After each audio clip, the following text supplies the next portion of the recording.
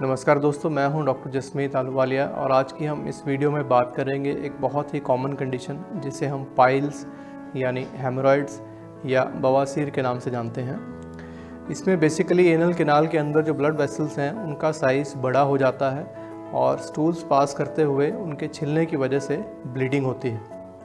Usually ये bleeding painless रहती है और बिल्कुल फ्रेश ब्लड जैसे लाल खून, जो बिल्कुल ताज़ा खून है, वो हमें स्टूल्स के ऊपर गिरता हुआ दिखता है और इससे पेशेंट्स डॉक्टर्स के पास आते हैं और हमें एग्जामिनेशन करके पता चलता है कि ये पाइल्स है। इसको हम कुछ और कंडीशन से पेशेंट्स को बहुत फ्रीक्वेंटली कंफ्यूज करते हुए देखते हैं, जैसे कि फिशर इन एनो। फिशर में बहुत तेज़ दर्द के साथ हल्का सा ब्लड आता है और वो एक सिर्फ जख्म है, जबकि पाइल्स में ये ऑलमोस्ट यूजुअली पेनलेस ब्लीडिंग होती है और ये बड़े ब्लड वेसल्स की वजह से ब्लीडिंग है। पाइल्स में हम पेशेंट को एग्जामिन करके ओपीडी में देख पाते हैं कि उसके एनल कैनाल के अंदर बड़े बड़े ब्लड वेसल्स हैं जो कि खून आने का कारण है और उसके बाद हम उसको ट्रीटमेंट पे डाल सकते हैं। अगर इसका ट्रीटमेंट टाइमली ना कराया जाए तो चलते टाइम के साथ साथ ये पाइल्स बड़े होते रहते हैं, ये एनल कैनाल से बाहर आने लगते हैं, उठने बैठने में दिक्कत करते हैं, इसमें दर्द हो सकता है, इचिंग हो सकती है और इसकी ब्लीडिंग धीरे धीरे बढ़ने लगती है। कुछ केसेस में ज़्यादा ब्लीडिंग के कारण पेशेंट को अनीमिया यानी खून की कमी भी हो सकती है। कुछ केसेस में इन पाइल्स में खून जम जाता है जिन्हें हम थ्रोम्बोस्ड पाइल कहते हैं, जिसमें बहुत तेज़ दर्द होता है और धीरे धीरे ये खून अंदर ही अंदर अपने आप घुलकर ये पाइल ठीक हो जाता है। कुछ कंडीशंस में ये पाइल्स बढ़कर एनल कैनाल से बिल्कुल बाहर आ सकते हैं और अगर वहीं फंस जाएं तो स्ट्रैंगुलेट हो सकते हैं। इनमें खून का दौरा बिल्कुल बंद हो सकता है। उस कंडीशन में पेशेंट को बहुत ज़्यादा दर्द होता है और ये एक इमरजेंसी बन जाता है। तो हमारी यही एडवाइस है कि अगर आप पाइल्स से परेशान हैं तो इसका इलाज जल्दी से जल्दी करवाना चाहिए ताकि टाइमली हम इसकी सर्जरी कर पाएँ। जितनी जल्दी ऑपरेशन होगा उतना छोटा ऑपरेशन होगा, उतनी जल्दी रिकवरी होगी और उतने ही कम कॉम्प्लिकेशन होने का चांस रहेगा। यूजुअली इन पेशेंट्स में कुछ ना कुछ ऑपरेशन करना पड़ता है क्योंकि ये एक ब्लड वेसल्स हैं जिनका साइज़ बढ़ गया है और मेडिसिन से इनके सिम्टम्स को कुछ देर तक रोका जा सकता है, लेकिन जैसे जैसे टाइम जाता है ये ब्लड वेसल्स और बढ़ते रहते हैं और अगर किसी प्रकार का ऑपरेशन इनमें ना किया जाए तो ये बढ़कर फर्दर कॉम्प्लिकेट कर सकते हैं। इसके इलाज के लिए पहले हमें देखना पड़ेगा कि हेमरॉइड किस स्टेज में है। अगर तो अर्ली हेमरॉइड्स हैं यानी कि वो स्किन से या एनल कैनाल से बाहर नहीं आ रहे हैं तो हम कुछ सिंपलर तरीके से इनको ट्रीट कर सकते हैं, जिसमें से हेमरॉइड बेंडिंग बहुत कॉमनली यूज टेक्निक है। बेंडिंग में हम एक रबर का बैंड हेमरॉइड के ऊपर के हिस्से में लगा देते हैं जो कि पेन सेंसिटिव नहीं होता, यानी कि उस बैंड को लगाने से पेशेंट को दर्द नहीं होगा क्योंकि उस हिस्से में दर्द वैसे भी हम परसीव नहीं कर पाते। तो ये बैंड लगाने के बाद जो पाइल्स की ब्लड सप्लाई है वो बंद हो जाती है और कुछ ही दिनों में ये पाइल्स अपने आप ही सिकड़ जाती हैं और ब्लड अपने आप झड़कर बाहर निकल जाता है। इसका फ़ायदा ये है कि ये एक ओपीडी प्रोसीजर है, इसमें किसी भी तरह का नशा या सुन्नपन करने की ज़रूरत नहीं है, आपको बेहोश करने की ज़रूरत नहीं है और आप बहुत जल्दी कुछ घंटों बाद ही घर जा सकते हैं। पर इसका डाउन साइड ये है कि अगर 2 से ज़्यादा पाइल्स हैं तो हमें इसे 2 या 3 बार रिपीट करना पड़ सकता है ताकि हम हर एक हेमरॉइड को प्रॉपरली ट्रीट कर सकें। अगर बहुत बड़े हेमरॉइड्स हैं, बाहर आ गए हैं, तो उन केसेस में ये तरीका काम नहीं करेगा। इसके अलावा हेमरॉइड्स में इंजेक्शन लगाना एक बड़ा पुराना तरीका है, लेकिन बेंडिंग के बाद अब हेमरॉइड्स में इंजेक्शन वाला जो प्रोसीजर है वो काफ़ी कम हो गया है क्योंकि बैंड्स उससे एक बेटर ऑल्टरनेटिव है। इसके बाद अगर हेमरॉइड्स बड़े हो गए हैं और बैंड नहीं किए जा सकते तो उसमें ट्रेडिशनल मेथड यानी कि हेमरॉइडेक्टमी की जा सकती है, जिसमें हम ये खून की नसों को काट कर निकाल देते हैं और इनके बेस में एक स्टिच लगा देते हैं ताकि ब्लीडिंग ना हो। ये एक बहुत पुराना तरीका है और इसमें अच्छी बात यह है कि हेमोरॉइड्स जो हैं वो पूरे के पूरे काट कर निकाल दिए जाते हैं, क्योंकि ये एक पेन सेंसिटिव एरिया है तो पेशेंट को तकलीफ़ रहती है ऑपरेशन के कुछ दिन तक, और ये जख्म भरने में टाइम लेते हैं बिकॉज इस एरिया में पट्टी नहीं की जा सकती। ये एरिया बार बार स्टूल पास होने की वजह से इन्फेक्टेड रहता है और रिकवरी पीरियड थोड़ा प्रोलॉन्ग रहता है। पेशेंट को 2 से 4 हफ्ते लग सकते हैं इन जख्मों को भरने में। सो इन कारणों से आजकल कुछ एडवांस टेक्निक्स आ गई हैं जिनमें हम बड़े हेमोरॉइड्स को और इजीली टैकल कर सकते हैं, जिसमें से एक है स्टेपलर हेमोरॉइडेक्टमी, जिसमें कि हम एक स्टेपलर की मदद से पाइल्स के ऊपरी हिस्से जहां पर हम दर्द महसूस नहीं कर सकते उस एरिया पर एक स्टेपलर फायर करते हैं, और निचला हिस्सा जो कि पेन सेंसिटिव है जहां पर दर्द होता है उस एरिया में बिल्कुल भी कोई भी कटिंग नहीं की जाती। ये पाइल्स की जड़ों में जहां पर खून जा रहा है उसे एक तरीके से काट देता है और पाइल्स अपने आप ही सूख जाती हैं। इससे पेशेंट की रिकवरी बहुत फास्ट होती है, ब्लड लॉस बहुत कम होता है, दर्द भी बहुत कम होता है, और इसीलिए ये एक अपकमिंग प्रोसीजर है हेमोरॉइड्स को ट्रीट करने के लिए। इसके अलावा हम लेज़र के राही भी इसे ठीक कर सकते हैं। लेज़र फाइबर से हम हेमोरॉइड्स को अंदर ही अंदर कुछ हद तक बर्न कर सकते हैं। उनकी रूट्स पर एक स्टिच लगाकर बाकी जो हेमोरॉइड है उसको लेज़र से फाइब्रोज कर सकते हैं, और इससे भी बहुत जल्दी रिलीफ मिलता है, पेन कम होता है, ब्लड लॉस बहुत कम होता है और रिकवरी बहुत फास्ट होती है। इसके अलावा एक डॉपलर गाइडेड यानी कि एक तरीके का अल्ट्रासाउंड है जो बताता है कि हेमोरॉइड में कौन सी खून की नस है जो मेनली इन्वॉल्व है। उसको हम उसी टाइम लोकेट करके एक डॉपलर की मदद से उस पर स्टिच लगा सकते हैं, उसकी ब्लड सप्लाई बंद कर सकते हैं। इस टेक्निक से भी बहुत कम ब्लीडिंग होगी, बहुत कम इन्फेक्शन या चीरे का इंसिडेंस होगा और रिकवरी फास्ट रहेगी। सो ये कुछ मॉडर्न टेक्निक्स हैं जिसमें हम हेमोरॉइड्स की रिकवरी को बहुत बेटर बना सकते हैं, आपके एक्सपीरियंस को और भी अच्छा कर सकते हैं। सो इसके बाद हम जानना चाहेंगे कि हेमोरॉइड्स ना हो या अगर हो गए हैं तो ये दोबारा ना हो, इसके लिए हम क्या कर सकते हैं। इसके लिए अपनी बॉवल हैबिट्स अच्छी रखिए, अच्छी हाई फाइबर डाइट लीजिए, कॉन्स्टिपेशन को अवॉइड कीजिए। टाइम टू टाइम जब भी आपको स्टूल पास करने की अर्ज होती है इमीडिएटली स्टूल पास कीजिए, उसको होल्ड ना कीजिए। अच्छी अपनी एक्टिव लाइफस्टाइल रखिए जिसमें एक लिमिट की एक्सरसाइज हर रोज़ाना कीजिए। अपने डाइट में सैलड्स और फ्रूट्स की क्वांटिटी अच्छी रखिए।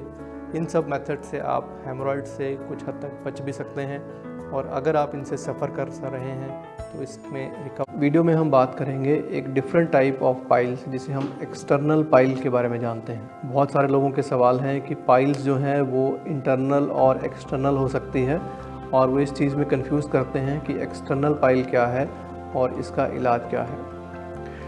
सबसे पहले तो एक्सटर्नल पाइल सिर्फ एक्सटर्नल हो सकती है, यानी कि जो लैट्रिन का रास्ता है उसके जस्ट बाहर एक फुलावट हो गई है जिसमें से या तो पेन हो रही है या ब्लीडिंग हो सकती है, या फिर ये इंटरनो एक्सटर्नल हो सकती है, यानी कि ये अंदर स्टार्ट हुई और धीरे धीरे पाइल्स बढ़ती हुई बाहर को आ गई।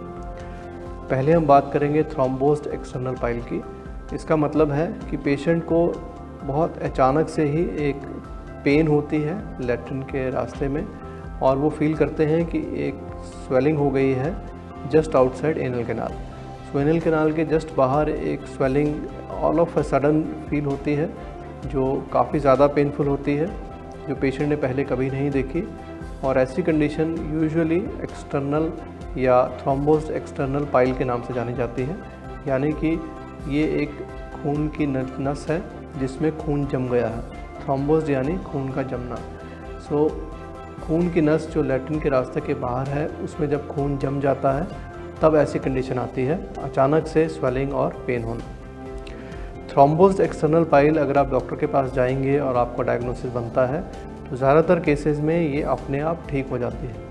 अगर आपको ये फर्स्ट टाइम हुआ है तो हफ्ते से 2 हफ्ते के बीच में यूजुअली ये कम होकर पूरी की पूरी ठीक हो सकती है, और बहुत सारे केसेस में ऑपरेशन की ज़रूरत नहीं होती। सिर्फ सिम्टोमेटिक ट्रीटमेंट देना होता है, जैसे पेन हो रहा है तो पेन के लिए मेडिकेशन लैक्सेटिव देते हैं ताकि हार्ड स्टूल ना हो, सॉफ्ट स्टूल रहे और आपको पेन कम हो, और धीरे धीरे ये ठीक हो जाती है। इसके अलावा सिट्स बात कर सकते हैं, यानी कुछ कोसे पानी में बैठ सकते हैं 10 मिनट दिन में 3 टाइम, ताकि इसकी पेन कम हो, स्वेलिंग कम हो और ये जल्दी ठीक हो जाए।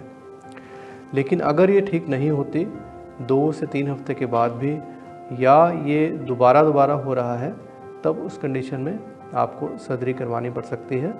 इसका इलाज लेज़र से भी हो सकता है और बहुत जल्दी ही ये लेज़र से ठीक हो जाता है। इसके अलावा जो दूसरा एक्सटर्नल पाइल्स है वो इंटरनो एक्सटर्नल हो सकता है, यानी कि उसकी जड़ अंदर है लेकिन वो बढ़ते बढ़ते बाहर आ गई है। इनमें यूजुअली इतना ज़्यादा पेन नहीं होता अगर ये थ्रोम्बोज नहीं है, यानी इनमें अगर खून नहीं जमा हुआ है। ज़्यादातर कंप्लेंट एक स्वेलिंग की या कुछ डिस्कम्फर्ट की या ब्लीडिंग की हो सकती है। तो आप डॉक्टर के पास जाइए। अगर वो बोलते हैं कि इंटरनो एक्सटर्नल पाइल है तो इसमें ज़्यादातर केसेस में सर्जरी एडवाइस की जाती है और ये भी लेज़र के द्वारा ठीक की जा सकती है। लेज़र में इसमें कट ना बराबर होगा, एक पिन होल से ही हम लोग इसे अंदर ही अंदर बर्न कर देंगे और कोई चीरा नहीं आएगा और साथ में आपकी रिकवरी बहुत फास्ट रहेगी। कोई चीरा ना होने की वजह से इसमें लॉन्ग टर्म पेन नहीं रहता, पेशेंट 1-2 दिन में अपना काम कर सकता है और दोबारा पट्टी करवाने की भी ज़रूरत नहीं रहती। इस कंडीशन में भी लेज़र बहुत कामयाब है। सो अगर आपको ऐसी कंडीशन है तो आप किसी लेज़र सर्जन के पास जाइए और इसको इमीडिएटली ठीक करवाइए। अगर इंटरनो एक्सटर्नल पाइल है, इसका मतलब है कि ये कंडीशन काफ़ी एडवांस्ड है और जितना जल्दी इसका हम इलाज करवा लें उतना अच्छा रहेगा, क्योंकि जितना इसका साइज़ बढ़ता रहेगा उतनी ज़्यादा ब्लीडिंग होने का चांस होगा और उतना ही ज़्यादा ऑपरेशन आपका कठिन होता जाएगा और पाइल्स दोबारा होने का रिस्क भी बढ़ता जाएगा। सो अगर आप ऐसी कंडीशन में हैं तो इमीडिएटली सर्जरी करवाइए। सो आई होप ये वीडियो देखकर आपको एक्सटर्नल पाइल के बारे में समझ आया होगा और अगर आप इससे पीड़ित हैं तो जल्द ही डॉक्टर के पास जाइए और इससे निजात पाइए। फिशर यूजुअली एनल कैनाल के अंदर होता है और इसलिए हम इसे एनल फिशर या टेक्निकल टर्म में फिशर इन एनो के नाम से पुकारते हैं। इसका मतलब है कि एनल कैनाल के अंदर एक जख्म हो गया है जिसके कई सारे कारण हो सकते हैं, जैसे कि हार्ड स्टूल पास होना, लंबे समय तक डायरिया होना, प्रेगनेंसी होना, कॉन्स्टिपेशन रहना। इन सभी कंडीशंस में ये फिशर या जख्म हो सकता है। अब इसके सिम्टम क्या हैं? फिशर की वजह से आपको बहुत तेज़ दर्द होगा, क्योंकि ये ज़ख़म पेन सेंसिटिव एरिया में होता है और स्टूल पास करते हुए बहुत तेज़ दर्द होगा जो उसके बाद कई घंटों तक रह सकता है। और क्योंकि ये ज़ख़म है, जब स्टूल्स इससे रगड़ते हैं तो कुछ हद तक ब्लीडिंग हो सकती है, लेकिन ज़्यादातर ये ब्लीडिंग बहुत ज़्यादा नहीं होती और कुछ देर के बाद अपने आप ही रुक जाती है। सो फिशर में दर्द ज़्यादा रहेगा, ब्लीडिंग कम होगी। ये ज़ख़म के आगे बढ़कर कुछ कॉम्प्लिकेशंस भी हो सकती हैं, जैसे अगर ये बड़ा हो जाए तो सराउंडिंग एरिया में एक्सटेंड कर सकता है, एक बड़ा ज़ख़म बन सकता है, यहाँ पर इन्फेक्शन हो सकती है और अगर इसको टाइमली ठीक ना किया जाए तो इसके लिए ऑपरेशन की ज़रूरत पड़ सकती है, क्योंकि ये फिर आगे बढ़कर क्रॉनिक फिशर हो जाता है जो दवाइयों से ठीक नहीं हो पाता।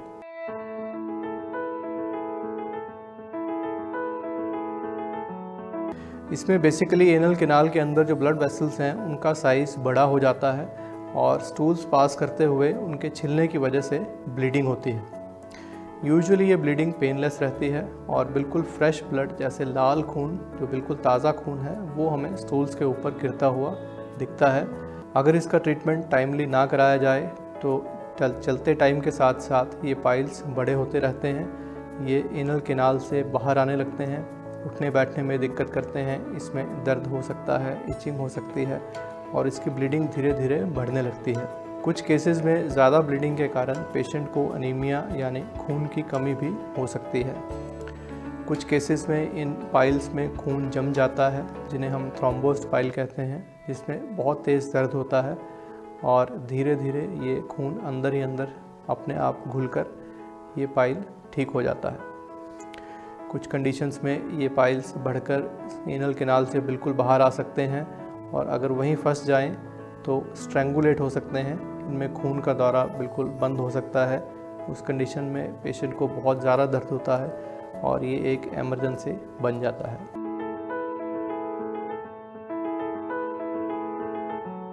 कॉमनली इसे सिर्फ फिस्चुला के नाम से भी जाना जाता है। ये एक बेसिकली रास्ता है जो हमारे एनल कैनाल और उसकी सराउंडिंग स्किन के बीच में बन जाता है। एनल कैनाल में किसी कारण इन्फेक्शन होती है, उसके अंदर बहुत सारे ग्लैंड्स होते हैं जिसमें बहुत हार्ड स्टूल पास होने से या किसी और कारण इन्फेक्शन हो जाती है, वहाँ पर थोड़ी पस बन जाती है और अगर इसे टाइमली ट्रीट ना किया जाए तो ये पस अपना रास्ता बना लेती है सराउंडिंग स्किन के थ्रू और ये रास्ता आगे चलकर परमानेंट हो जाता है। दवाइयों लेने से ये बीच बीच में ठीक भी हो जाता है, लेकिन क्योंकि इस रास्ते से थोड़ी इन्फेक्शन लैट्रिन के राहीं आती रहती है तो ये बार बार एरिया भरकर फूटता रहता है। जब एक इन्फेक्शन ज़्यादा हो जाती है तो ये फूट कर बाहर आ जाती है। फूटने के बाद कुछ दवाइयों लेने से ये कम हो जाती है, पेशेंट को लगता है कि ठीक हो गया, लेकिन कुछ देर के बाद फिर से इन्फेक्शन बढ़कर एक बार फिर ये स्किन के राहीं फूटती है। आई होप कि ये वीडियो देखकर आपको कुछ अंडरस्टैंडिंग हुई होगी और आप इसका इलाज अब और ही सक्षम तरीके से करा पाएंगे। फिर भी अगर आपके माइंड में कुछ डाउट्स हों तो आप हमें दिए गए नंबर्स पे कॉल कर सकते हैं, व्हाट्सएप कर सकते हैं, हमारे ईमेल पे मैसेज कर सकते हैं, हमारे यूट्यूब पे मैसेज कर सकते हैं and we'll be very happy to help you out. Video में हम बात करेंगे लेज़र सर्जरी की कॉस्ट के बारे में। हमारे पास बहुत सारे पेशेंट्स आते हैं जो पाइल्स, फिशर, फिस्टुला, पाइलोनेडल साइनस या वेरिकोज वेन्स के शिकार हैं और वो लेज़र सर्जरी से इसका सर्जरी करवाना चाहते हैं। लेज़र सर्जरी इन सभी बीमारियों में बहुत ही कारगर है, इससे रिकवरी बहुत अच्छी होती है, लेकिन इसमें एक ही रुकावट है कि इसकी जो कॉस्ट है वो नॉर्मल सर्जरी से ज़्यादा रहती है। तो ये कॉस्ट क्यों ज़्यादा है इस चीज़ को आप समझिए।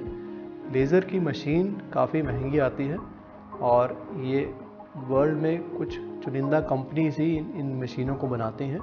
ये मेडिकल ग्रेड लेज़र्स हैं, इसलिए इसमें बहुत अच्छी कैलिब्रेशन की जाती है ताकि जो लेज़र की एनर्जी आपको दी जाए वो बिल्कुल सटीक हो, उसमें कुछ भी ऊपर नीचे ना हो, ताकि ट्रीटमेंट पूरा हो और उससे कोई खतरा भी ना हो। सो इसलिए सबसे पहले तो लेज़र की मशीनें बहुत महंगी हैं।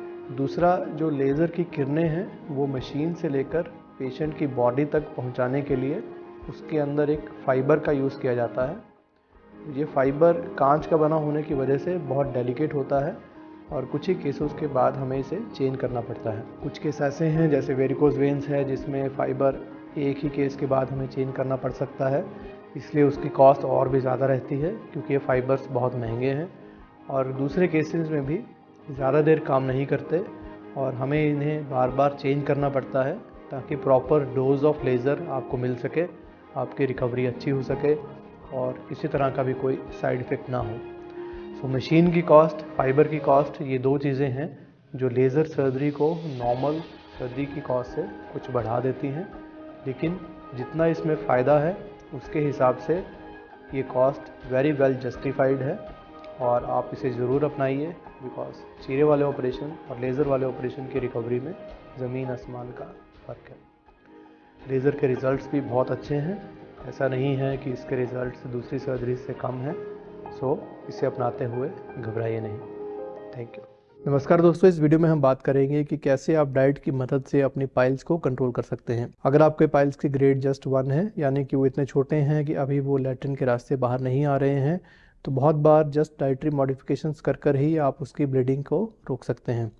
और अगर ऐसा करके आपको ब्लीडिंग नहीं हो रही है और ये पाइल्स अगर प्रोग्रेस नहीं करते हैं ग्रेड 2 में, तो हो सकता है कि आपको इसके लिए कोई भी ऑपरेशन या प्रोसीजर ना करवाना पड़े। तो इस वीडियो को ध्यान से देखिए, हो सकता है कि आपके लिए लाइफ चेंजिंग हो। खाने में हमने वो सब चीज़ें अवॉइड करनी हैं जिससे हमें कॉन्स्टिपेशन हो और वो सब चीज़ें बढ़ानी हैं जिसमें हमें कॉन्स्टिपेशन ना होने में हेल्प कर। ऐसे में पानी का इंटेक ज़्यादा होना और फाइबर का इंटेक ज़्यादा होना बहुत ही ज़रूरी है।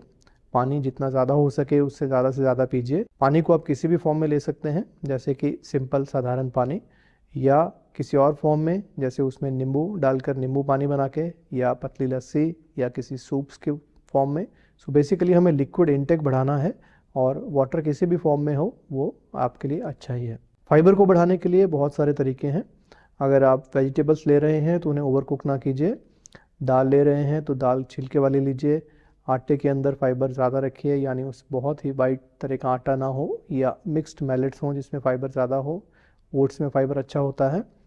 इसके अलावा अगर दाल ले रहे हैं तो बिना छिलके के बजाय छिलके वाली दाल लीजिए ताकि फाइबर के कंटेंट ज़्यादा रहे। और अगर फ्रूट ले रहे हैं तो फ्रूट ऐसे लीजिए ताकि अगर उनका बिना छिलके उतारे आप खा पाएँ तो खाइए। जैसे कि एप्पल है, उसका छिलका निकालिए नहीं। फ्रूट जूसेस के बजाय होल फ्रूट्स लीजिए, जूसेस में फाइबर नहीं रहता। सो अगर आप संतरे को ऐसा सच खाएंगे तो फाइबर अच्छा रहेगा, अगर जूस निकाल कर लेंगे तो फाइबर नहीं रहेगा। इसके अलावा स्टार्ची चीज़ों को अवॉइड कीजिए, जैसे आलू, शकरकंदी, अरबी, इन सब चीज़ों में स्टार्च ज़्यादा रहता है। और ऑयली चीज़ों का कंजम्पशन कम कीजिए, स्पेशली वो ऑयल जो रीयूज़ किया जा रहा है। जैसे मार्केट में ऑयली चीज़ें मिलती हैं, समोसा, कचौरी, इनमें रीयूज्ड ऑयल है जो कि आपकी सेहत के लिए अच्छा नहीं है। अगर आप अल्कोहल या स्मोकिंग कर रहे हैं तो इसे कम कीजिए, इससे भी कॉन्स्टिपेशन बढ़ती है। और अगर कैफिनेटेड ड्रिंक ज़्यादा ले रहे हैं, जैसे बहुत ज़्यादा चाय या कॉफ़ी लेना या किसी और फॉर्म में कैफीन लेना, तो उसे भी कम करना शुरू कीजिए। खाने में मसाले की क्वांटिटी को कम कीजिए, ज़्यादा तीखा मसाला या मिर्ची, इससे भी कॉन्स्टिपेशन की प्रॉब्लम बढ़ सकती है। ध्यान दीजिए कौन से खाने से आपको ये दिक्कत बढ़ रही है, स्पेसिफिकली उस खाने को अपनी डाइट से निकाल दीजिए। कुछ एक मॉडरेट एक्टिविटी रखिए, फिजिकल एक्टिविटी ज़्यादा रखिए, जिससे कि कॉन्स्टिपेशन ना होने में आपको हेल्प मिलेगी। सो आई होप कि ये सारी चीज़ें करके आप अपनी कॉन्स्टिपेशन या स्टूल्स को और बेटर कर पाएंगे और पाइल्स की प्रोग्रेशन को कम कर पाएंगे। ये सिर्फ पाइल्स की प्रोग्रेशन ही नहीं, उसके अलावा अगर आपको ऑलरेडी सर्जरी हो चुका है या पाइल्स के लिए कोई प्रोसीजर हो चुका है, तब भी इन सब चीज़ों पे ध्यान दीजिए ताकि ये दोबारा ये प्रॉब्लम आपको फेस ना करनी पड़े। इवन पाइल्स के अलावा अगर फिशर या फिस्टुला की प्रॉब्लम से आप पीड़ित हैं तो उन सब चीज़ों में भी इन चीज़ों का ध्यान दीजिए। तो सिंपल सा सल्यूशन है, जो चीज़ें आपको बेटर कर रही हैं इस फॉर्म्स में उसे बढ़ाना है और जो चीज़ें आपको कॉन्स्टिपेशन की तरफ ले जा रही हैं उन्हें कम करना है। इसके अलावा लोग अपने स्टूल्स को रोक लेते हैं, यानी कि हम अपनी ज़िंदगी में इतने बिजी हो जाते हैं कि जब नेचर की कॉल आती है तो हम इमीडिएटली टॉयलेट जाने के बजाय कुछ देर स्टूल्स को होल्ड कर लेते हैं, जिससे कि वो हार्ड हो जाता है। तो इस चीज़ पर खास ध्यान देना है कि जब भी आपको नेचर की कॉल आए, आप इमीडिएटली अपना काम छोड़कर सबसे पहले टॉयलेट जाइए और फिर अपना काम कंटिन्यू कीजिए। सो आई होप कि ये वीडियो देखकर आपको कुछ सिंपल मेथड्स, टिप्स समझ में आए होंगे, जिससे आप अपनी लाइफ बेटर कर सकते हैं and you can become a much healthier and happy person. Thank you.